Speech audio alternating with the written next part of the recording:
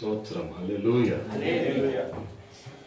మన ప్రభువును ప్రియరక్షకుడైన యేసుక్రీస్తు శ్రేష్టమైన నామంలో నేటి ఆరాధన కూడి వచ్చిన మీ అందరికి కూడా నా హృదయపూర్వకమైన వందనాలు తెలియజేస్తా ఉన్నాను. దేవుని మహాకృప కనికరాలను బట్టి దేవుడి రీతిగా మనల్ని సజీవుల సంఖ్యలో ఉంచి మరొక ప్రభు దినాన ఆయన సన్నిధిలో మనం ఉండటానికి ప్రభువు సహాయము చేశారు. హల్లెలూయా. నేటి ధ్యానము కొరకు ఒక మాటను చదువుకుందాం. యెషయా గ్రంథము 6వ అధ్యాయము. యెషయా గ్రంథము 6వ అధ్యాయము మొదటి 3 వచనాలు అందరం కలిసి చదువుకుందామా? మొదటి 3 వచనాలు. యెషయా గ్రంథము 6వ అధ్యాయము మొదటి 3 వచనాలు. రాజైన ఉజ్జియా మృతి నొందిన సంవత్సరమున అత్యున్నతమైన సింహాసనమందు ప్రభువు ఆసీనుడై ఉండగా నేను చూచితిని. ఆయన చొక్కాయి అంచులు దేవాలయమును నిండుకొనెను. ఆయనకు పైగా శరాపులు నిలిచియుండిరి. ఒక్కొక్కరికి 6 రెక్కలుండెను. ప్రతి వాడు 2 రెక్కలతో తన ముఖమును, 2 తన కాళ్ళను కప్పుకొనొచ్చు, 2 ఎగురుచుండెను. వారేమంటున్నారు? సైన్యములకు అధిపతియగు యెహోవా పరిశుద్ధుడు, పరిశుద్ధుడు, పరిశుద్ధుడు, సర్వలోకము ఆయన మహిమతో నిండి ఉన్నది అని గొప్ప స్వరముతో గాన ప్రతిగానములు చేయుచుండిరి. ప్రార్థన. మమ్మల్ని మిక్కిలిగా ప్రేమించిన మా ప్రియ పరలోకపు తండ్రి, ఈ ఉదయకాల సమయంలో మరొకసారి మీ పాద సన్నిధి చేరటానికి మీరు చూపిన కృపను బట్టి స్తోత్రాలయ్యా. గడిచిన కాలం మీ రెక్కల నీడలో భద్రపరిచారు, క్షేమాన్ని సమృద్ధిని అందించారు. స్తోత్ర. మరొక ప్రభు దినాన మీ సన్నిధిలో ఉండటానికి సహాయము చేశారు. సమీప దూర ప్రాంతాల నుంచి మా ప్రియులైన వారిని నడిపించారు. ఇంకనూ ఆరాధనలో పాల్గొనాలని ఎవరైతే మీ చిత్తంలో ఉన్నారో వారిని తోడుకొని రండి. మీ అద్భుత ఆశ్చర్య కార్యాలు మా మధ్యలో జరిగించండి. మీరు ఏర్పాటు చేసిన ఈ లేఖనాన్ని బట్టి స్తుతిస్తూ ఉన్నాం. ఈ లేఖనము ద్వారా మాతో మాట్లాడండి. మా హృదయాలను తెరవండి. వినగలిగిన చెవిని గ్రహించే హృదయాన్ని మా అందరికి ఇవ్వమని బతిమాలుకుంటూ ఉన్నాం. మీ హస్తాలకు అప్పగించుకుంటూ ఉన్నాం. మీ ఆత్మ చేత నింపి వాడుకొనండి. అల్పుణ్ణి మరుగు చేయండి అయ్యా. మీరే మాతో ముచ్చటించండి. మీకే మహిమలు ఆరోపిస్తూ యేసయ్య పరిశుద్ధ నామంలో అడిగి వేడుకుంటున్నాము పరమ తండ్రి. ఆమేన్. దేవునికి స్తోత్రం. హల్లెలూయా. ప్రభువునందు ప్రియ సహోదరి సహోదరులారా, మనందరికీ పరిచయం ఉన్న వాక్య భాగమే ఇది. యెషయాకు కలిగిన గొప్ప దర్శనం. పరలోకములో సింహాసనాసీనుడైన దేవుని చుట్టూరు ఏ రీతిగా శరాపులు తిరుగుతూ ఆయనను స్తుతిస్తూ ఉన్నారో ఈ ఒక వచనంలో మనం అర్థం చేసుకోవచ్చు. వారు ఆ సింహాసనము చుట్టూరు తిరుగుతూ ఆయన ఏమని అంటున్నారు? పరిశుద్ధుడు, పరిశుద్ధుడు, పరిశుద్ధుడని గాన ప్రతిగానములు చేస్తా ఉన్నారు. హల్లెలూయా. గాన ప్రతిగానములు చేస్తా ఉన్నారు. అంటే దీన్ని జాగ్రత్తగా అర్థం చేసుకోండి. వారు ఆరాధిస్తున్నారు, ప్రభువుని వారు స్తుతిస్తున్నారు. వాస్తవానికి సంఘము మందిరంలో కూడుకోవలసిన విధము కూడా ఇదే. ప్రభువుని స్తుతించటం కొరకు మాత్రమే, ప్రభువుని ఆరాధించటం కొరకు మాత్రమే. అందుకే ఒక గొప్ప క్రమాన్ని యెషయా ప్రవక్త ఈ దర్శనంలో చూస్తా ఉన్నాడు. అదేంటంటే దేవదూతలందరూ కూడా ప్రభువుని స్తుతిస్తున్నారు కదా. ఎవరికో వాదన జరిగింది ఒక ఇద్దరికి. ఒక వ్యక్తి ఒక మాట అంటే రెండో వ్యక్తి మౌనంగా ఉంటారా? ఏం చేస్తారు అంటారుగా. అలాగే ఈ వాదోపవాదాలు అంటారు వీటిని. అంటే ఒకరు ఒక మాట్లాడితే అవతల వాళ్ళు ఇంకొక మాట ఎదురు మాట్లాడుతూ ఉంటారు. ఈ దేవదూతలు కూడా ఏం చేస్తున్నారు? ఒకరు గానం చేస్తుంటే మరొకరు ఏం చేస్తున్నారు? ఆ రీతిగా కొనసాగుతూనే ఉంది. పరలోకంలో నిత్యము కొనసాగే క్రియ ఇది, ఆయనను స్తుతించటం. హల్లెలూయా. మన జీవితాల్లో స్తుతి ఏ రీతిగా ఉంది? ఎప్పుడో శ్రమ కలిగినప్పుడు, ఇబ్బంది కలిగినప్పుడు ఏదో ప్రభువుని తలుచుకునే భక్తి మనకొద్దు. నిత్యము ఆయనను స్తుతించే అనుభవం మనకి కావాలి. ఎలాగా ఈ దేవదూతలు గాన ప్రతిగానాలు చేస్తా ఉన్నారో, ఒకరొక మాట అంటూ ఉంటుంటే మరొకరు దాన్ని మరొకసారి తిరిగి చెప్తూ ఉన్నారో, అటువంటి గొప్ప క్రమాన్ని ప్రభు ఈ ఉదయకాల సమయంలో మన ముందుంచుతూ ఉన్నారు. అందుకే ప్రభువుని ఆరాధించే క్రమం ఇది. హల్లెలూయా. క్రీస్తును ఆరాధించటం ఏమంటున్నాం? దాన్ని మనము క్రిస్మస్ అంటున్నాం. క్రిస్మస్ అనగా క్రీస్తును ఆరాధించటం. ఇటువంటి ఉన్నతమైన ఏం రాయబడి ఉంది అక్కడ? అత్యున్నతమైన సింహాసనం మీద ఆసీనుడై ఉన్న దేవుడు పేద నరునిగా పాపి అయిన మానవాళి అందరి కోసం కూడా ఈ లోకంలో జన్మించి ఆయన 33.5 సంవత్సరాలు జీవించి మనుషులందరి పాపాల కోసం ఆయన శిలువ మరణాన్ని పొంది సమాధి చేయబడి 3వ రోజున తిరిగి లేచి ప్రతి ఒక్కరికి కూడా ఆయన పాప విమోచన కలిగించాడు. హల్లెలూయా. ఇటువంటి అత్యున్నతమైన సింహాసనం మీద ఉండవలసిన ఆయన నరునిగా, మనలాగానే పేద నరునిగా ఆయన జన్మించాడు. హల్లెలూయా. అందుకే గమనించండి, ప్రభువుని ఆరాధించటం అనేది మన జీవితాలలో గొప్ప ప్రాధాన్యత కావాలి. ప్రభువుని ఆరాధించటం. అందుకే క్రిస్మస్ లో అనగా ప్రభువుని ఆరాధించటంలో కొన్ని ప్రాముఖ్యమైన విషయాలు మనకి కనబడుతూ ఉంటాయి. ఆ విషయాలను మనం గమనించగలిగితే ఇలాగ నిత్యము పరిశుద్ధుడు పరిశుద్ధుడు పరిశుద్ధుడు అని దూతల చేత కొనియాడబడుచున్న దేవుడు మనందరి కోసం భూలోకానికి దిగి వచ్చాడు. హల్లెలూయా. వాస్తవానికి ఆయన జన్మ పరిశుద్ధమైనది, ఆయన పుట్టుక పరిశుద్ధమైనది. అందుకనే ఈ లోకము మీద మానవుడిగా ఆయన జన్మించినప్పటికీ ఆయన పరిశుద్ధుడుగానే జన్మించాడు. ఆయనలో ఏ పాపము కూడా లేదు. హల్లెలూయా. ఏ పాపము కూడా ఆయనలో లేదు.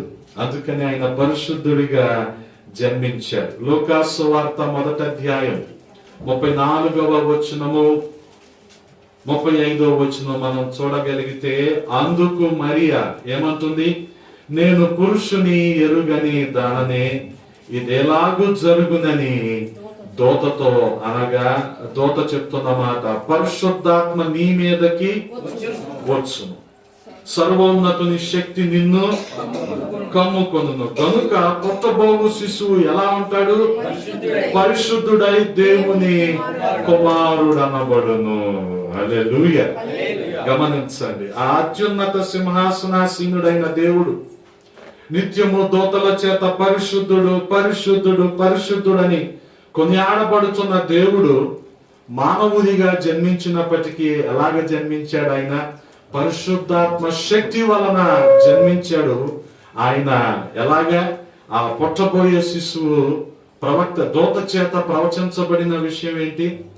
పరిశుద్ధుడై దేవుని కుమారుడు అనబడతాడు. హల్లెలూయా. గమనించండి, సర్వోన్నతుని శక్తి ఎవరిని కమ్ముకుంటుంది? ఇప్పుడు మరియను కమ్ముకుంటుంది. ఆ సమయంలో ఈ ప్రవచనాన్ని బట్టి, ఈ సమాచారాన్ని బట్టి ప్రభువుని గర్భాన్ని ధరించుకోవాలన్న ఉద్దేశంతో అనేక మంది కన్యకలు సిద్ధపడి ఉన్నప్పటికీ సర్వోన్నతుని శక్తి ఎవరిని కమ్ముకుంది అంటే మరియను కమ్ముకుంది. పరిశుద్ధాత్మ వలన మరియా గర్భము ధరించింది. అందుకని మరియా అంది కదా, నేను పురుషుని ఎరుగని దాననే కదా. అందుకే ఆయన స్త్రీ సంతానముగా కాకుండా ఆయన దేవుని కుమారునిగా జన్మించాడు. హల్లెలూయా. మానవులందరూ స్త్రీ సంతానమే, కానీ ఈయన దేవుని కుమారుడు, పరిశుద్ధుడు. అందుకనే క్రిస్మస్ లో మనం జ్ఞాపకం చేసుకోవాల్సిన విషయం ఏంటంటే ఆయన పరిశుద్ధుడిగా మన మధ్యలో జన్మించాడు. లూకాసు సువార్తలోనే 1వ అధ్యాయము 28వ వచనంలో రాయబడి ఉంటుంది కదా, ఒకసారి చదువుతారా? ఆ కన్యక పేరు మరియా. గమనించండి, చాలా చక్కగా అక్కడ రాయబడి ఉంది. ఆ కన్యక పేరు మరియా. ఆ దూత లోపలికి వచ్చి ఆమెను చూచి అన్న మాట ఏంటండి? దయాప్రాప్తురాలా, నీకు శుభము, ప్రభువు నీకు. God is with us. అందుకని ఆయనకి ఇంకో పేరేంటి? యేసు కాకుండా ఇమ్మానుయేలు, దేవుని వలన దయను పొందుకున్న మరియా. అందుకని ఇది ఎప్పుడు కలుగని అనుభవం గనుక మరియా ఏం చేసింది? బహుగా తొందరపడి ఈ శుభవచనం ఏమిటో అని ఆలోచించుకొనుచుండగా దూత చెప్పకనే చెప్పింది, మరియా భయపడకము, దేవుని వలన నీవు ఇదిగో నీవు గర్భము ధరించి కుమారుని కని ఆయనకు యేసు అను పేరు పెట్టుదు. గమనించండి, దేవుని వలన దయను పొందుకొని పరిశుద్ధాత్మ వలన గర్భాన్ని ధరించి ప్రభువుకు జన్మనిచ్చింది మరియా. అందుకని ఆయన పుట్టుక పరిశుద్ధమైనది, ఆయన జీవితము పరిశుద్ధమైనది, ఆయన పరిశుద్ధుడు. యెషయా కూడా తన దర్శనంలో ఇదే చూస్తున్నాడు. దూతలో చుట్టూరు తిరుగుతూ అత్యున్నత సింహాసనాసీనుడైన దేవుణ్ణి ఎలాగ కొనియాడుతున్నారు? పరిశుద్ధుడు, పరిశుద్ధుడు, పరిశుద్ధుడు. ఈ అనుభవం మన జీవితాల్లో కావాలి. గమనించండి, ప్రభువుతో మనకు ఉండే సహవాసం ఏ రీతిగా ఉండాలంటే అది కంటిన్యూయస్గా, నిరంతర సహవాసంగా ఉండాలి. ఏదో అవసరాన్ని బట్టో అవకాశాన్ని బట్టో స్తుతిద్దాం అనుకోవటం కాదు, నిరంతరం. ఆ రీతిగానే ప్రభు దీవెనలు కూడా నిరంతరం మనం పొందుకోగలుగుతాం. హల్లెలూయా, హల్లెలూయా. అందుకనే గమనించండి, నేను పురుషుని ఎరుగను కదా, ఇది ఎలా సాధ్యము అని మరియా అడిగినప్పుడు గమనించండి, దూత చెప్పిన మాట, నీవు పరిశుద్ధాత్మ వలన గర్భాన్ని ధరిస్తావు. దేవునికి అసాధ్యమైనది ఏమైనా ఉందా? శూన్యము నుండి సమస్తాన్ని సృష్టించిన దేవుడు ఆయన. ఎర్ర సముద్రాన్ని 2 పాయలుగా చేసి ఆరిన నేల మీద ఇశ్రాయేలును నడిపించిన దేవుడు ఆయన. రోగులను ఆయన స్వస్థపరిచాడు. రంగు రుచి లేని నీటిని మధురమైన ద్రాక్ష రసంగా ఆయన మార్చాడు. దేవునికి అసాధ్యమైనది ఏమైనా ఉందా? అందుకే ఇప్పుడు ఇక్కడ ప్రపంచంలో మునుపెన్నడూ జరగనిది, ఇక మీదట జరగబోనిది ఒకటి జరిగింది. అదేంటంటే కన్యక పరిశుద్ధాత్మ శక్తి వలన గర్భాన్ని ధరించటం. హల్లెలూయా. పరిశుద్ధాత్మ శక్తి వలన గర్భాన్ని ధరించటం. అందుకే దేవునికి అసాధ్యమైనది ఏది కూడా లేదు. దేవునికి సమస్తము సాధ్యమే. ప్రభువుని అడిగి సిద్ధపాటు కలిగి ఆయన ప్రణాళికలో ఉన్నది మనం పొందుకోవాలి. ఆయన ప్రణాళికలో దాయబడిన మేళ్లను మనం అనుభవించాలి. అందుకే ఆయన చిత్తానికి మనం అప్పగించుకున్నప్పుడు మన కోసం ఆయన ఏం సిద్ధపరచుంచాడో అవి ఇవ్వటానికి ఆయన సమర్థుడు. ఆయనకు అసాధ్యమైనది ఏదీ లేదు. For God all things are possible. దేవునికి సమస్తము సాధ్యమే. దేవునికి సమస్తము సాధ్యమే. అందుకే ఆయన తన ఐశ్వర్యము నుండి మన ప్రతి అవసరతను కూడా తీరుస్తాడు. ఇందులో ఏ సందేహం కూడా లేదు. God will supply all our needs. మన అవసరతలన్నీ ఆయన తీరుస్తాడు. All our needs, not luxuries. మన అవసరతను తీరుస్తాడు, మన గొంతెమ్మ కోరికలు కాదు కదా. దేవునికి సాధ్యమని చెప్పి అడగకూడని అడిగితే చాలా ప్రమాదకరం. అడగకూడని అడగటం ఏంటి? మా అబ్బాయి పెళ్లి కూడా జామ్ నగర్ అడవుల్లో జరగాలి అని అడగకూడదు, తప్పు. ఆల్రెడీ జరిగిపోయింది అంబానీ కొడుకు పెళ్లి. అలాగే మా అబ్బాయి పెళ్లి జరగాలి, ఇవన్నీ గొంతెమ్మ కోరికలు, లగ్జరీస్ ఇవన్నీ కదా. పెళ్లి can be done with in thousands of rupees, పెళ్లి can be done with in crores of rupees కదా. అదేంటంటే మన ఇదిని బట్టి, మనం దానికి ఇచ్చే ప్రాధాన్యతను బట్టి, ప్రాముఖ్యతను బట్టి మనం కదా. అమెరికాలో ఎలా జరుగుతాయి అంటే శని ఆదివారాలు సెలవు కదా, ఏదైనా శనివారం ఆదివారమే చేసుకుంటారు వాళ్ళు. ఇప్పుడు మనం కూడా అలా అయిపోయాం అనుకోండి, సెలవుల్లోనూ ఆదివారాల్లో అన్ని ఫంక్షన్లు, వర్కింగ్ డేస్ పోకూడదు. వీళ్ళందరూ నీతిమంతులే. మరి రాయి మీద రాసుకుంటారు ఆఖరిలో, నీతిమంతులే. వర్కింగ్ డేస్ ఎప్పుడు పోకూడదు. ప్రభు దినం పోవచ్చు, ఇలా పని దినాలు పోకూడదు. ఎంత గొప్ప భక్తు. అందుకని వీళ్ళు 5 రోజులు పనిచేసి శని ఆదివారాల్లో, ఈ వారంలో మంగళవారం పుట్టినరోజు వస్తే అది కూడా శనివారం చేసుకుంటారు, అంతేగాని మంగళవారం వేస్ట్ చేసి పుట్టినరోజు చేసుకోరు. నిజం, ఇప్పుడు మనకి ఆ కల్చర్ వచ్చేసింది దాదాపుగా. ఎందుకనంటే వాళ్ళ కోసం పనిచేసి చేసి మన వాళ్ళు హైటెక్ సిటీలో కూర్చొని మనం కూడా అలాగే అయిపోయాం. వాళ్ళ విధానాలు వచ్చేసినాయి. ఆఖరికి మన పెళ్ళిళ్ళు కూడా అలాగే జరుగుతాయి రేపు పొద్దున, మధ్యలో కాదు. ఏ శనివారం ఆదివారం కొంతమందిని పిలిచి చేసేసి రోజులు వస్తే ఇంకో త్వరలో ఒక 5-6 సంవత్సరాలు.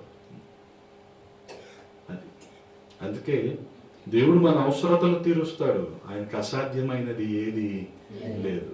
అవసరతలు తీరుస్తాడు కదా, ఆయనకి సాధ్యమే కదా, ఆయన ఇస్తాడు కదా, బైబుల్ వాగ్దానాలు ఉన్నాయి కదా అని గొంతెమ్మ కోరికలు అడగకూడదు, చాలా తప్పు అది.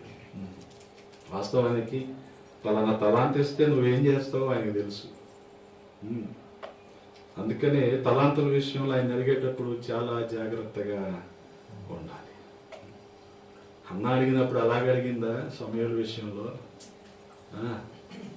మా అబ్బాయి రాజు అయిపోవాలి, ఏలేసేయాలి, మా అబ్బాయి ఎలా చేయాలి, ఎలా చేయాలి, నీకు ఇస్తాను అంది, నువ్వు ఎలా వాడుకుంటావు నీ ఇష్టం. ఆయన ఎలా వాడుకున్నాడు? ఇశ్రాయేలీలందరికీ ఆశీర్వాదకరంగా ఆయన వాడుకున్నాడు సమయాన్ని. అందుకని గొంతెమ్మ కోరికలు ఎప్పుడు మనం అడగకూడదు. గమనించండి, అంతకు మునుపు జరగనిది ఇక మీదట జరగబోనిది జరిగింది మరియ విషయంలో, పరిశుద్ధాత్మ వలన గర్భాన్ని ధరించటం. హల్లెలూయా. ఇది ఆయన జన్మలోని ప్రత్యేకత. అందుకనే ఆయన జన్మ కూడా పరిశుద్ధమే. హల్లెలూయా.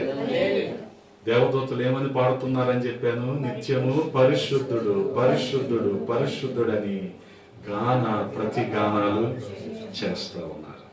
మరొక సంగతి మనం గమనించగలిగితే, ఆయన ఈ భూమి మీద పుట్టిన కారణం దేనికోసం అంటే పాపుల కోసం ఆయన ఈ భూమి మీద జన్మించాడు. మొదటిగా పరిశుద్ధుడిగా జన్మించాడు. మరొకటి ఏంటంటే ఆయన పాపుల కోసం జన్మించాడు. దేవుడు ఈ భూమి మీదకు నరావతారిగా రావటానికి కారణమే మన యొక్క పాపం. బైబిల్ చెప్తున్న మాట ఏంటి? ఏ భేదము లేదు. రోమీయులకు రాసిన పత్రిక 3వ అధ్యాయము 23వ వచనంలో ఏ భేదము లేదు, అందరూ పాపము చేసి దేవుడు అనుగ్రహించిన మహిమను పొందలేకపోతూ ఉన్నారు. ఏ భేదము కూడా లేదు.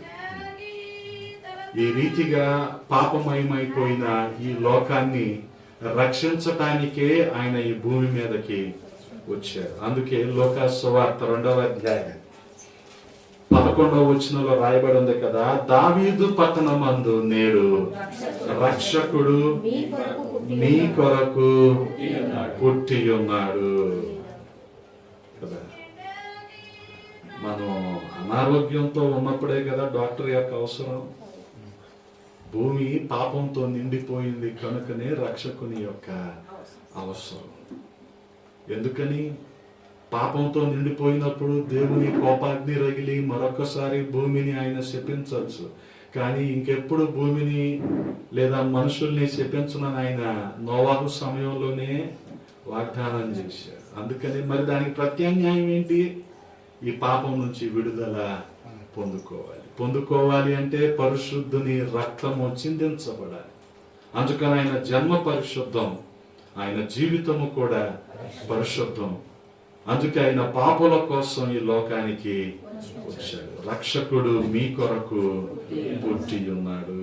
హల్లెలూయా. చాలా సందర్భాలలో మందిరాలలో ఇవ్వబడుతున్న వర్తమానాలు అన్ని చోట్ల నేను చెప్పను, దాదాపుగా సగం మందిరాల్లో ఇవ్వబడుతున్న వర్తమానాలు పాపాన్ని ఖండించటానికే ఇవ్వబడతాయి. ఇక మిగిలిన సగం వర్తమానాలన్నీ కూడా నువ్వు ఎలాగున్నా పర్వాలేదు, నిన్ను దేవుడు దీవిస్తాడని పొగేస్తూ ఉంటారు అన్నమాట, సాంబ్రాణి వేస్తూ ఉంటారు. అప్పుడు వాళ్ళు కూడా ఆ సాంబ్రానికి ఏమైపోతారు? నిజమే, దేవుడు మమ్మల్ని దీవించేస్తాడు, ఈరోజు ఎంత దీవించాడో అనుకొని వెళ్ళిపోతారు. కానీ పరిస్థితి మారకపోతే, బ్రతుకు మారకపోతే ఆయన ఎక్కడి నుంచి తెచ్చి జీవిస్తాడు నిన్ను కదా? గమనించండి, చూడగలిగితే మనిషి జన్మతః పాపి. ఆ పాపం అనేది ఆదాము సంతానముగా పుట్టిన మనందరిలో ఆ పాపము ఆ రీతిగా సంక్రమిస్తూనే వచ్చింది. ఆ దోషం ఆ రీతిగా సంక్రమిస్తూనే వచ్చింది. అందుకే ఆ పాపము విషయంలో మనిషి ఒక ఎరుక కలిగి ఉండాలి. గమనించండి, ఆ పాప క్రియలను ఎప్పుడైతే మనిషి విడిచిపెట్టుకొని దేవుని సన్నిధిలో ఒప్పుకుంటాడో అప్పుడు క్షమించబడతాడు. అంతేగాని 2000 సంవత్సరాల క్రితం ఆయన శిలువ మీద మా అందరి కోసం ఆయన శిలువ మీద మరణించాడు కాబట్టి ఈ రోజు మాలో పాపం లేదు, ఇప్పుడు మేము పరిశుద్ధులమే అనటానికి లేదు. ఎందుకంటే గమనించండి, మనిషి యొక్క ఆలోచనలు ప్రతి క్షణం మారిపోతూ ఉంటాయి. ఈరోజు ఆలోచించిన మనిషి రేపొద్దున అదే రీతిగా ఆలోచించాలని లేదు, మారిపోతూ ఉంటాయి. వాస్తవానికి ఇలా మారిపోతున్న ఆలోచనలు మన స్వాధీనంలో లేకుండా, దేవుని స్వాధీనంలో లేకుండా, ముఖ్యంగా ఆయనకు ఆయాసకరమైన ఆలోచనలు ఇవి మారిపోయినాయి అనుకోండి, అవన్నీ ఏమైపోతాయి? అవన్నీ పాపక్రియలే. అందుకే ప్రతి వ్యక్తి కూడా ఈ పాపాన్ని బట్టి ఖచ్చితంగా మరణాన్ని పొందుకుంటాడు. రాయబడింది కదా, పాపానికి వచ్చే జీతం ఏంటంటే మరణం. But the wages of sin is death. గమనించండి, పాపానికి వచ్చే జీతము మరణము. ఏ వ్యక్తి అయితే పాపంలో ఉంటున్నాడో ఆ వ్యక్తి పాపానికి ఏమైపోతాడు? బానిస అయిపోతాడు, దాసుడైపోతాడు కదా. నువ్వు 9 to 4 or 5 చేసే ఉద్యోగానికే నువ్వు నీ యజమాని దగ్గర లేదా నీ ఎంప్లాయర్ దగ్గర నువ్వు బానిసవి. ఆ సంగతి నీకు తెలీదా? ఉదయం 9 నుంచి సాయంత్రం 5 వరకు వాళ్ళు చెప్పిన ప్రకారం, అధికారులు ఆదేశించిన ప్రకారం నువ్వు చేయాల్సిందే. అంటే నువ్వు ఒక రకంగా మాట్లాడాలంటే బానిసాలు చెప్పిన ప్రతిదీ నువ్వు చెయ్యాలి. ఆ తర్వాత వచ్చి మిగతా పెత్తనాలు చేయొచ్చు. అంటే అక్కడ అణిచివేయబడినవన్నీ ఇక్కడ పొంగిపోతా ఉంటాయి. ఇంటికి వచ్చాక అక్కడ అంతా అణిచివేతాయి, ఇంటికి వచ్చాక మాత్రం పూరియే. అది అందుకే ఉద్యోగాలు చేసేవాళ్ళు ఒళ్ళు దగ్గర పెట్టుకొని ఉద్యోగాలు చేయాలి అంటే మొదటగా ముందు సరిగ్గా చదువుకోవాలి. చదువుకున్నప్పుడు కొంత సంస్కారం అలవడుద్ది. ఈ సంస్కారం మనలో ఒక మంచి లక్షణాలను తీసుకొస్తుంది. తీసుకొచ్చినప్పుడు ఆ విలువలు ఉంటాయి మనలో. ఆ విలువలు అన్ని సిచ్యువేషన్స్ని హ్యాండిల్ చేయగలిగే విలువలు మనకు వస్తాయి. అంతేగాని పొంగిపోయి చిన్న చిన్న నిరుత్సాహానికి కృంగిపోయి ఇవి రావు. మనుషులు చదువుకోవాల్సిన ముఖ్య ఉద్దేశం అదే,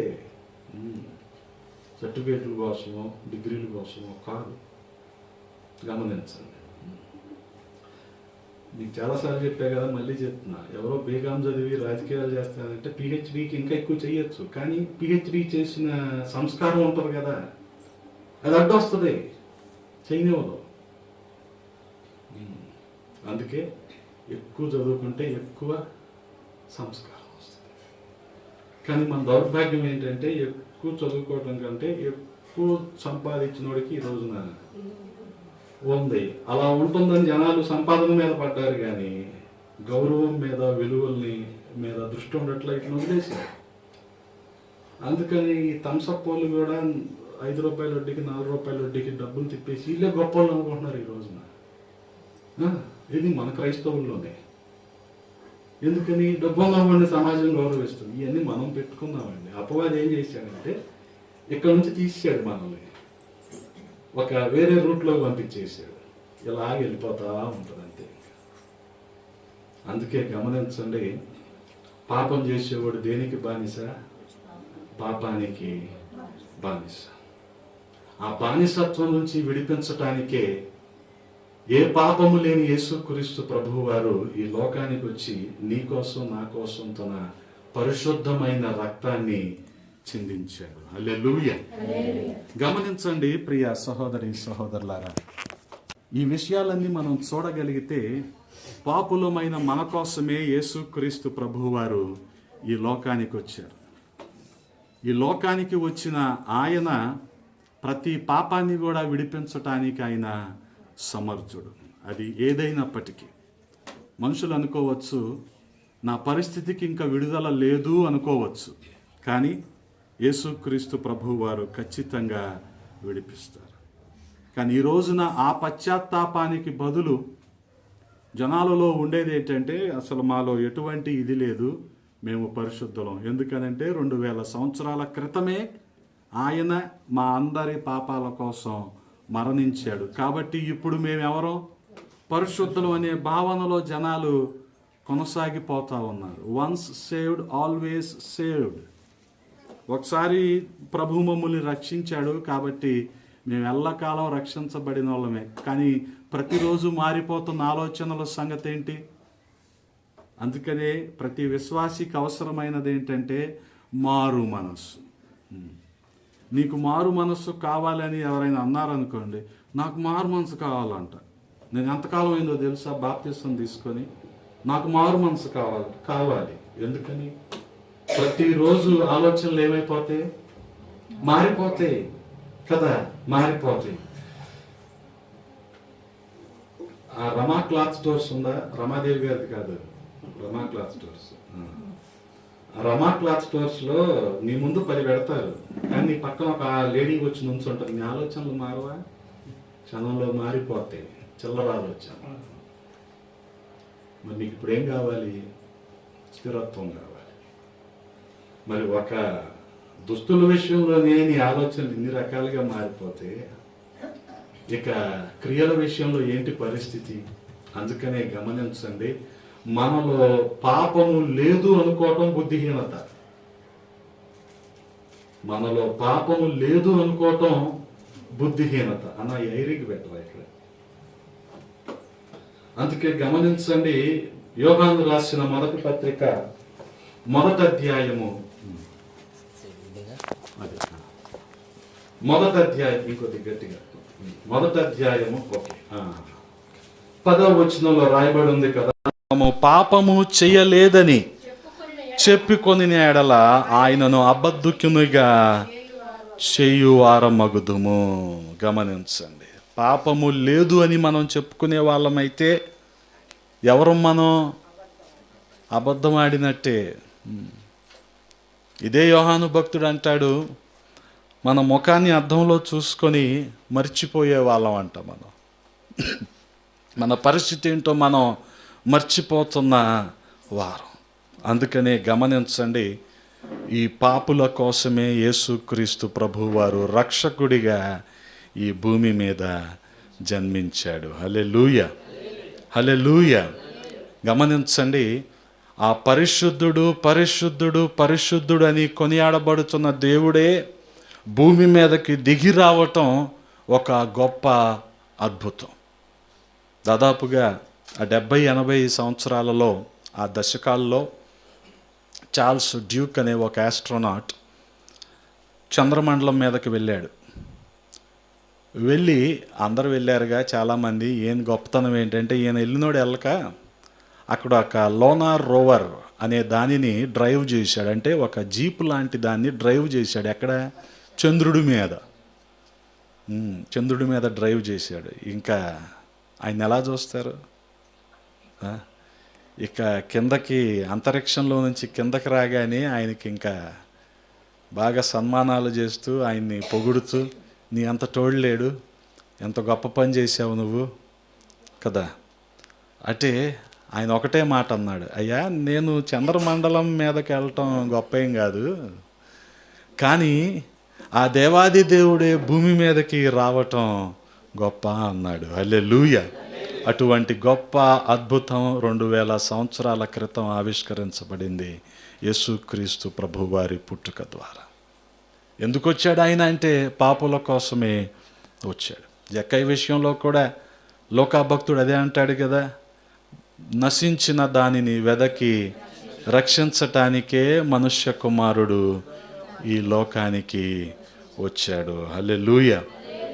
సరే, నశించిన దానిని వెదకి రక్షించటానికి వచ్చాడు, వాస్తవమే. అసలు ఎందుకు అంటే అలాగ వచ్చే అంతగా ఆయన ఈ లోకాన్ని ఏం చేశాడు? ప్రేమించాడు. తన అనాది సంకల్పాన్ని చెప్తున్నాడు. యోహాను సువార్త 3వ అధ్యాయం 16వ వచనంలో దేవుడు ఈ లోకమును ఎంతగా ప్రేమించాడంటే తనకున్న ఒక్కగానొక్క కుమారుణ్ణి ఈ భూమి మీదకి పంపించాడు. ఆ కుమారుని యందు ఎవరైతే విశ్వాసం ఉంచుతారో వారు నశించిపోకుండా నిత్య జీవాన్ని పొందుకుంటారు. హల్లెలూయా. గమనించండి, యోహాను సువార్తికుడే అన్నాడు, ఆదిలో ఏముందన్నాడు? వాక్యం ఉందన్నాడు. కానీ ఆ వాక్యము శరీరధారిగా కృపాసత్య సంపూర్ణుడిగా మన మధ్యలోనికి ఆయన వచ్చాడు. గమనించండి, వాక్యమై ఉన్న దేవుడు శరీరధారిగా అంటే ఈ అవతారంలో భూమి మీదకి వచ్చాడు. దేనికోసం? పాపులమైన మనందరి కోసం. హల్లెలూయా. అందుకే దేవుడికి పాపి అంటే చాలా ఇష్టం. ఆయన పాపాన్ని ద్వేషిస్తాడు కానీ పాపిని మాత్రం ఆయన ప్రేమిస్తాడు. ఇదే యోహాను సువార్త 8వ అధ్యాయంలో పాపములో పట్టబడిన స్త్రీని ఆయన ప్రేమించాడు. ఆమె పాపాలన్నీ కూడా క్షమించాడు. గమనించండి, అమ్మా ఎవరు నిన్నేం అనలేదా? నేను ఏమన్నమ్మా? గమనించండి, అటువంటి గొప్ప దేవుడు ఆయన పరిశుద్ధుడిగా జన్మించాడు. ప్రియ సహోదరుడా సహోదరి, ఆయన పాపుల కోసం ఆయన ఈ భూమి మీద జన్మించాడు. అందుకనే యోహాను సువార్త 1వ అధ్యాయములో యోహాను రాసిన మొదటి పత్రిక 1వ అధ్యాయము 7వ వచనంలో రాయబడి ఉంది కదా, యేసు రక్తము ప్రతి పాపము నుండి మనలను పవిత్రులుగా చేయును. గమనించండి, అందుకే పాపుల కోసం ఆయన దిగి వచ్చాడు. అంత మాత్రమే కాదు, పరలోకానికి మార్గాన్ని చూపించటానికి ఆయన వచ్చాడు. యోహాను సువార్త 4వ అధ్యాయం 6వ వచనంలో రాయబడి ఉంది కదా, గమనించండి. యేసుక్రీస్తు ప్రభువారు అంటున్న మాట, నేనే మార్గమును సత్యమును జీవమును, నా ద్వారానే తప్ప ఎవడును తండ్రి యొద్దకు రాడు. నేనే పరలోకానికి వెళ్ళే మార్గాన్ని, నా ద్వారా తప్ప తండ్రి దగ్గరికి ఎవరు కూడా రారు. ప్రతి ఒక్కరి లక్ష్యం ఏంటంటే ఈ రోజున పరలోకం చేరుకోవాలి. ప్రభువుని ఎరుగని వారైతే స్వర్గానికి వెళ్ళాలంటే లోకం వారికి ఏం చెప్తూ ఉంది? మీరు దాన ధర్మాలు చేయండి, మీరు పుణ్యకార్యాలు చేయండి అని చెప్తుంది. అందుకని వాళ్ళు ఏం చేస్తారు? 3 రూపాయలు 5 రూపాయలు పార్లేజీలు టైగర్ బిస్కెట్ ప్యాకెట్లు ఉంటాయి కదా, అవి కుక్కలకి వేస్తూ ఉంటారు. డజన్ అట్టిపళ్ళు తీసుకెళ్ళి పాముల కాలువ దగ్గర కోతులు ఉంటాయి, కోతులకు పెడతా ఉంటారు. రోడ్ల మీద అడ్డంగా ఆవులు నిలబడిపోతూ ఉంటాయి, వాటి మూతిలో వంకాయలు పెడతా ఉంటారు, అవి తింటూ ఉంటాయి. వాళ్ళ దృష్టిలో ఇవన్నీ ఏంటి? పుణ్యం. ఇంకా దీన్ని మించి ఇంకా ఏం చేస్తూ ఉంటారు?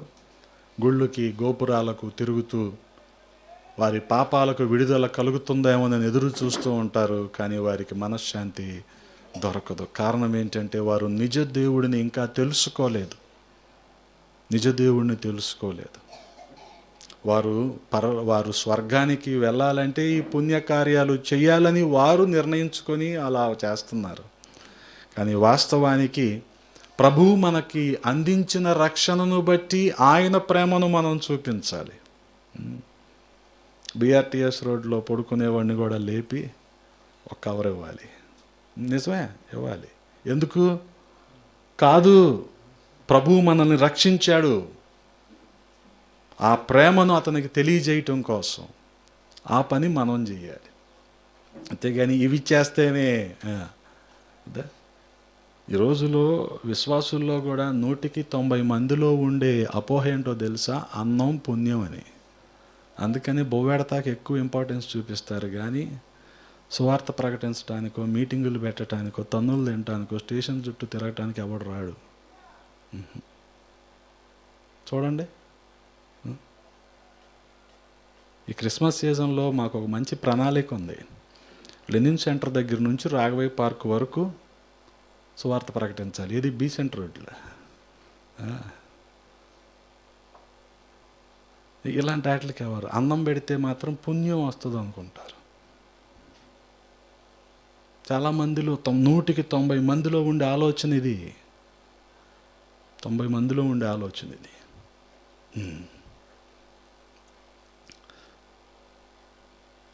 చేయి అడిగెత్తాలి బాబు. 70 మందికి అడిగారు. నువ్వు ఉన్నావుగా రోజు. నేను 20 మందిని పిలిస్తే 70 మంది వచ్చారు. 70 మందికి అడిగారు. మరి ఇవన్నీ మనం పెట్టుకుంది కదా. ఇవన్నీ చాలా ఒక రకంగా విగ్రహారాధన చేయకూడదంటూనే మనలో ఇటువంటి విగ్రహాలు చాలా ఉంటాయి. వీటి గురించి నాలాంటి వాడు చెప్పాడు అనుకోండి, చాలా కష్టంగా ఉంటుంది జనాలకు. నీకేం తెలుసు అంటారు. నాకు తెలుసు. ఈ విగ్రహాలు ఉంటాయి మనుషుల్లో.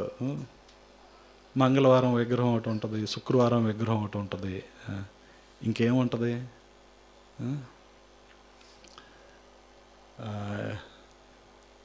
ఈ ఏమంటారు, రాళ్ళు పెట్టుకునే విగ్రహం, అదే ఉంగరాళ్ళు, రంగురాళ్ళు పెట్టుకునే విగ్రహం ఒకటి ఉంటుంది. అబ్బో, చాలా ఉంటాయి. వాస్తవంగా వాళ్ళు ఒకసారే ఆ విగ్రహాలకి దండం పెట్టుకొని కొబ్బరికాయ కొట్టొస్తారేమో. కానీ క్రైస్తవులు అంతకంటే విగ్రహారాధికులు నన్ను అడిగితే, అంతకంటే ఎక్కువ ఆచారాలు పాటించేవారు. ఎప్పుడు పోతాయి, ఎప్పుడు వస్తుంది మారు మనసు? సంవత్సరాలు గడిచిపోతూ ఉన్నాయి.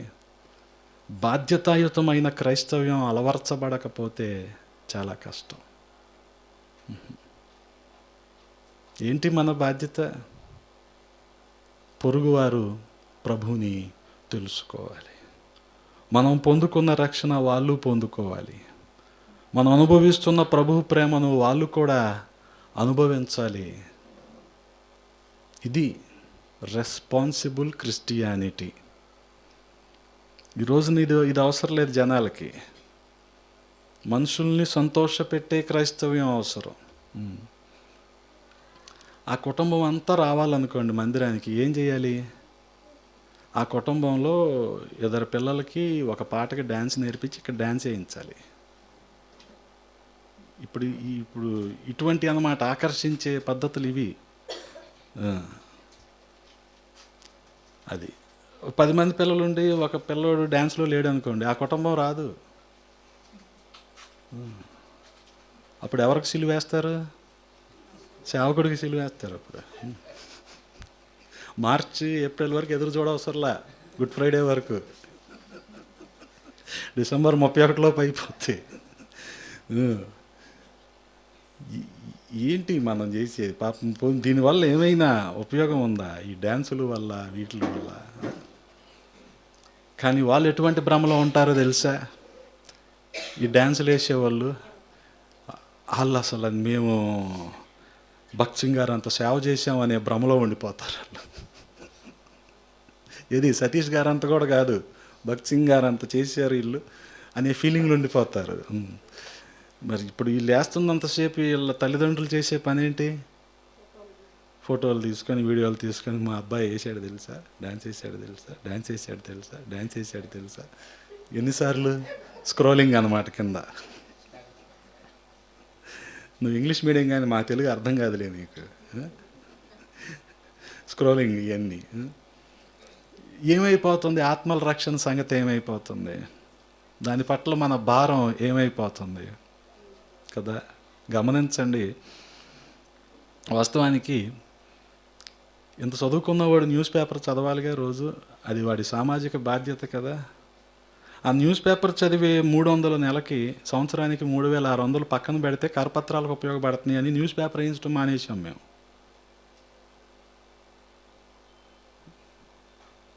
నెలకి 300 ఆదా చేసి, అలా సంవత్సరానికి 3600 ఆదా చేసి దాంతో కరపత్రాలు వేయిస్తున్నాం. 1000 కరపత్రాలు 10,000 కరపత్రాలు 3500. ఒక 10,000 వేయిస్తే మనకు సంవత్సరం అంతా వస్తూ ఉంటాయి. గమనించండి, ఎటుపోతుంది మన బాధ్యత కదా. ఈ సోకాల్డ్ కన్వెన్షనల్ భక్తిలో ఉండే వాళ్ళకి, అంటే ఈ సాంప్రదాయ భక్తిలో, ఆచారపూర్వకమైన భక్తిలో ఉండే వాళ్ళకి ఎలా ఉంటుందంటే, అదన్నీ జరుగుతాయి, అవన్నీ మన పని కాదు, మన పని అది కాదు, మన పని ఆశీర్వాదమే, ఆశీర్వదించబట్టమే మన పని అనుకునే భ్రమలోనికి మనుషులు వెళ్ళిపోతున్నారు కదా. అందుకే ఇహలోకంలో చేసే పుణ్యకార్యాలు వాళ్ళందరూ స్వర్గాన్ని ఎలాగైతే దానికోసం చేస్తున్నారో, క్రైస్తవులు కూడా ఆచారాలు వివిధ కారణాల చేత వాటిల్లో పడి అలాగా నలిగిపోతూ ఉన్నారు. ఇది తప్పు అని చెప్తే చాలా కష్టం మనుషులకి.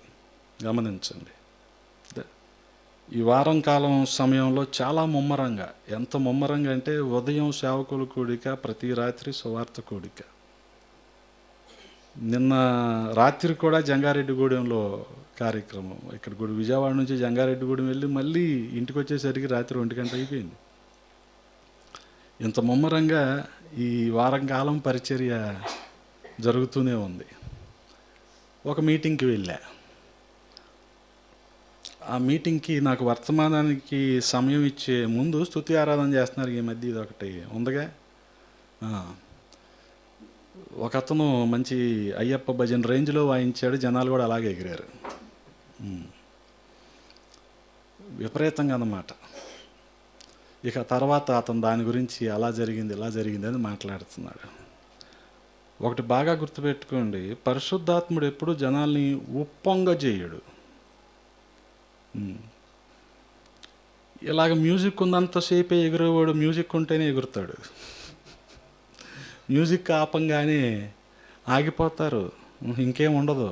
అది పరిశుద్ధాత్ముడు అలా చేయడు ఎప్పుడు. అది మనుషులను అలా ఉబ్బించి ఉప్పొంగ చేసేది ఆయన దగ్గర ఉండదు.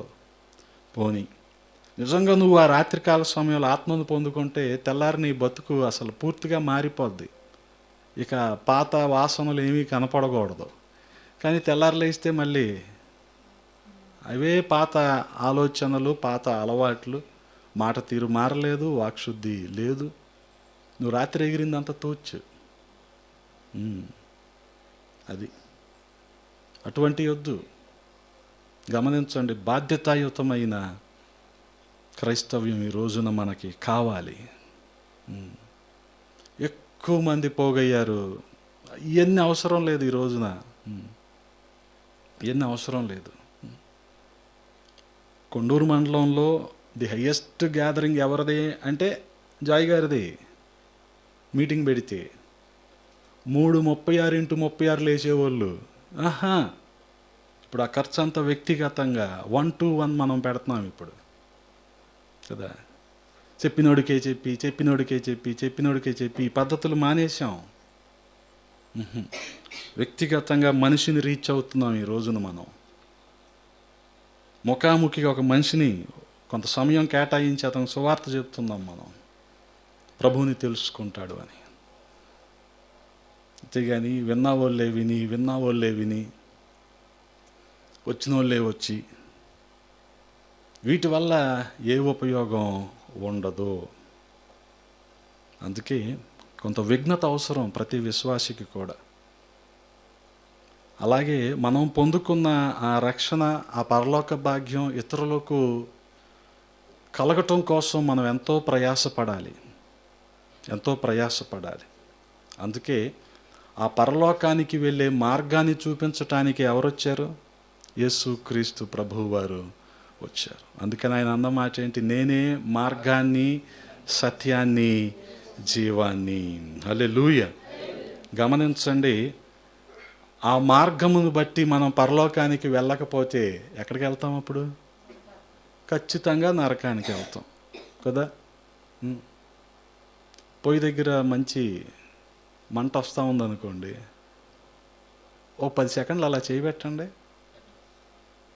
తట్టుకోగలరా? మరి నిరంతరం కాలుతూ ఉంటే తట్టుకుంటారా? ఆ కారణం చేతైనా మారాలి జనాలు. నరకం అలా ఉంటుంది, నిరంతరం కాలుద్ది. పొయ్యి వరకు వద్దు, నువ్వు ఒక క్యాండిల్ని పట్టుకుంటే ఒక మైనం చొక్క నీ ఒంటి మీద పడితేనే నీకు తట్టుకోలేవే. అలాంటిది నిరంతరం నీ ఒళ్ళంతా కాలిపోతా ఉంటే నరకంలో మనం తట్టుకుంటామా? ఆహా. అందుకే మారు మనస్సు పొందాలి మనిషి. మారు మనస్సు అవసరం. ఏయో ఆచారపూర్వకంగా జరిగించేవి ఇవన్నీ కాదు. గమనించండి, సంవత్సరాలు అలాగే దొర్లిపోతూ ఉంటాయి.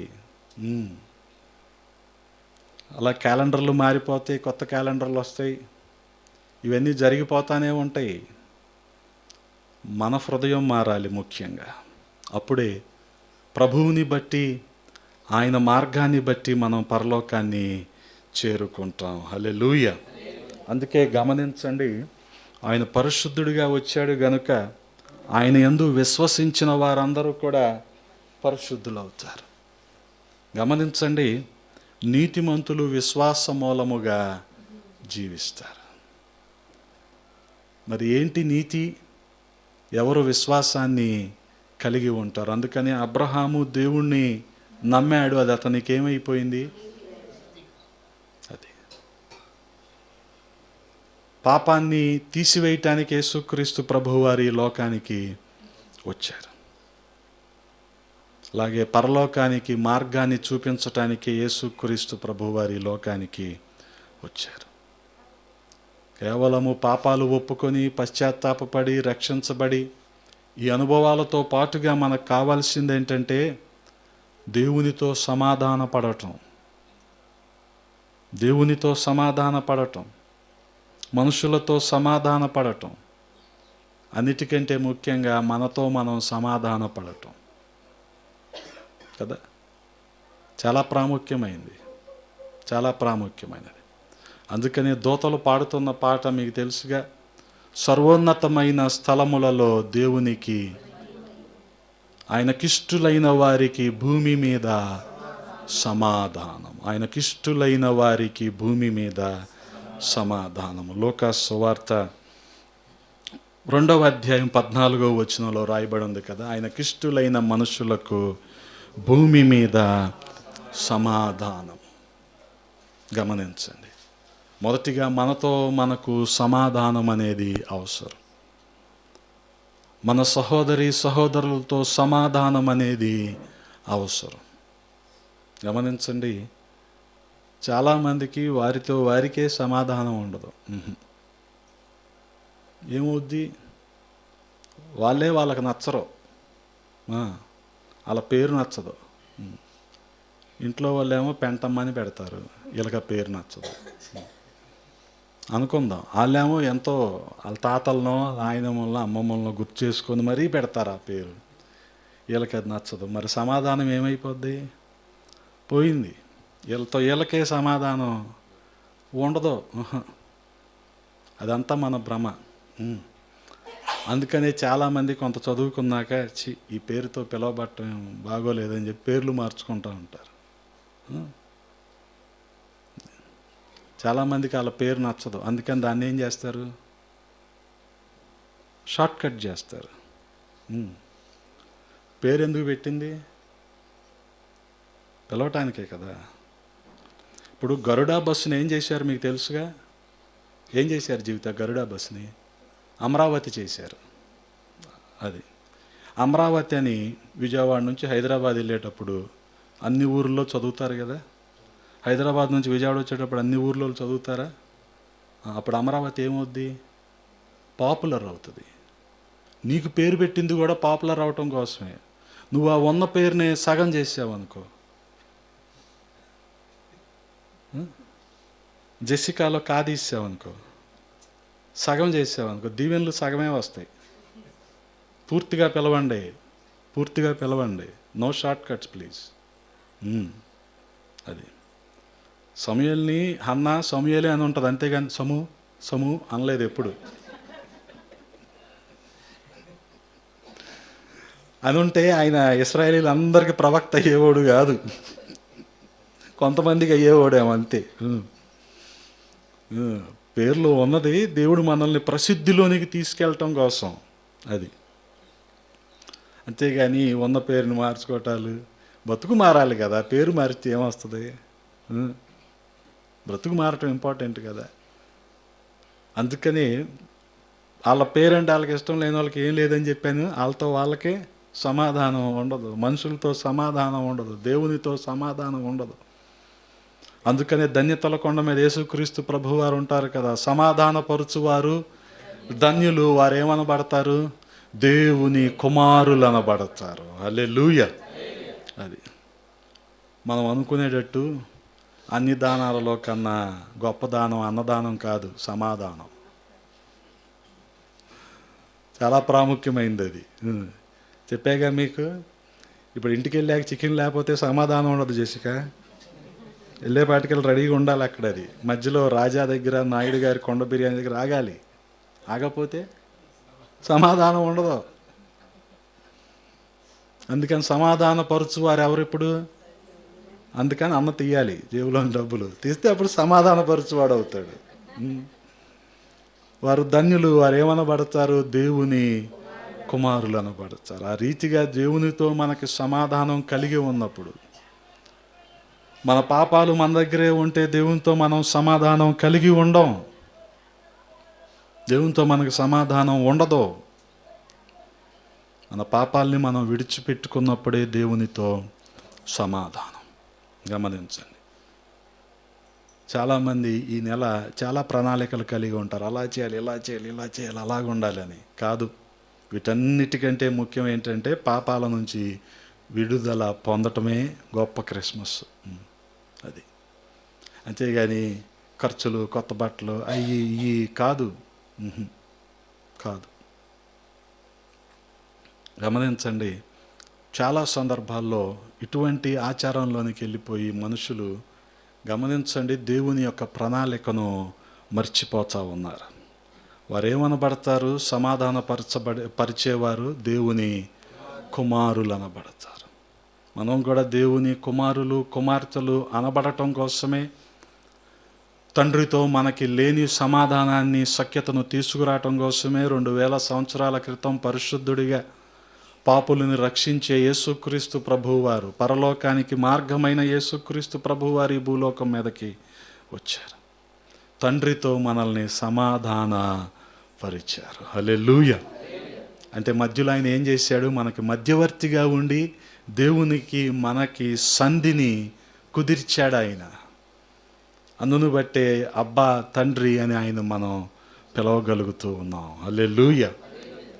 అందుకే గమనించండి ప్రియ సహోదరి సహోదరులారా, ప్రభువుని ఆరాధించే క్రమంలో, క్రీస్తును ఆరాధించే క్రమంలో, క్రిస్మస్లో మనం పాల్గొనే క్రమంలో ఈ విషయాలన్నీ కూడా మనం తెలుసుకోవాలి. వాక్యం మీద అవగాహన మనకి ఉండాలి. ఆయన పుట్టాడని చెప్పి ఏదో పిండి వంటలు వండుకొని, కాదు, పిండి వంటలు వండుకొని హడావుడి చేసేసి అవి సరిగ్గా లేక, అవి సరిగ్గా రాకపోతే అక్కడ కూడా ఏం పోద్ది? అప్పుడు పోద్ది. ఇలియానాని ఎంత అడిగినా అరిసి పెట్టట్లా. నాకు సాధారణంగా నేను ఏం అడిగినా తిట్టేస్తుంది. అరిసి అడుగుతుంటే పెట్టట్లా. ఏంటో అంత బాగుందా అని చెప్పి అరిసి తీసుకొని తింటే మామూలుగా లేదు అరిసె. అంటున్నా నేను. మరి అది ఎలా తిందో పడ్డది నాకు అర్థం కాల. అన్నీ కదిలిపోయి కదా. మరీ అంత పిండి వంటలు అవసరమైతే దేవుడు కామెతోపుని దయతలిచి శ్రీకృష్ణ స్వీట్స్ని పంపించాడు. చక్కగా అది కొనుక్కోవటం రెండు, అంతేగాని మనమే నలుగురు కూర్చొని వండుకుంటే నలుగురు సమయం నాశనం అయిపోద్ది.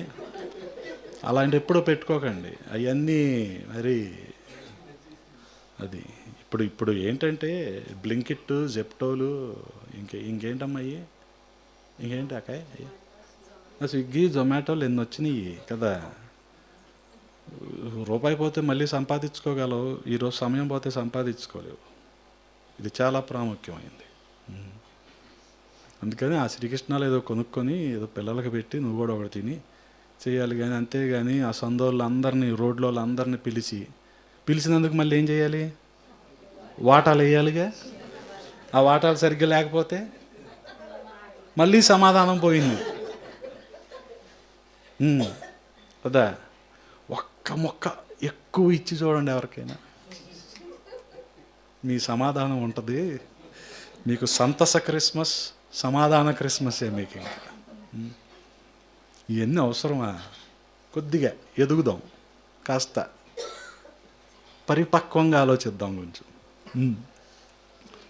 ఈ విషయాలన్నిటిని బట్టి ఈ అవగాహనతో ప్రభువుని ఆరాధించినప్పుడు ఖచ్చితంగా ప్రభు ఎలాగైతే ఆ అత్యున్నత సింహాసనం మీద ఆసీనుడై నిత్యము కూడా దూతల చేత పరిశుద్ధుడు పరిశుద్ధుడు అని కొనియాడబడుతున్నాడో ఆ అనుభవాన్నే మనము కూడా అనుభవిస్తాము, ఆయనతో సహవాసాన్ని కలిగి ఉంటాం. అందుకని ఈ విషయాలను మనం తెలుసుకోవాలి. ఆయన పరిశుద్ధుడిగా వచ్చాడు, పాపల కోసం వచ్చాడు, పరలోకానికి మనకు మార్గాన్ని చూపించటానికే వచ్చాడు. ఈ క్రిస్మస్లోనైనా మన బలహీనతలు, మన పాపాలన్నిటినీ విడిచిపెట్టి ఆయనతో సమాధానాన్ని కలిగి, ఆయనతో సహవాసాన్ని కలిగి ఉందుము గాక. ఆమేన్. తలలు వంచండి, ప్రార్థన చేసుకుందాం. పరిశుద్ధుడా, ప్రేమ కలిగిన తండ్రి, ఈ ఉదయకాల సమయంలో కొద్ది మాటలు ధ్యానించడానికి కృపనిచ్చారు. స్తోత్రాలు రాజా. మీరు ఈ భూమి మీదకు వచ్చిన కారణాన్ని ధ్యానించటానికి సహాయము చేశారు. మీరు పరిశుద్ధుడిగా వచ్చారయ్యా, పాపుల కోసం వచ్చారయ్యా, పరలోకానికి మార్గము చూపించటానికే వచ్చారయ్యా. అందును బట్టి స్తుతిస్తూ ఉన్నాం. ఏ అర్హత లేని మా అందరి కోసం మీరు సిలువలో మరణించి మాకు ఇచ్చిన రక్షణ భాగ్యాన్ని బట్టి ఏమిచ్చి మీరు రుణం తీర్చుకోలేమయ్యా. దయతో మీ కృపలో మమ్మల్ని జ్ఞాపకం చేసుకోండి. ప్రతి ఒక్కరిని దీవించండి. ముఖ్యంగా ఈ మాటలను మా వినికిడిలో భద్రము చేయండి. మీకే మహిమలు ఆరోపిస్తూ యేసయ్య పరిశుద్ధ నామంలో అడిగి వేడుకుంటున్నాము తండ్రి. ఆమేన్.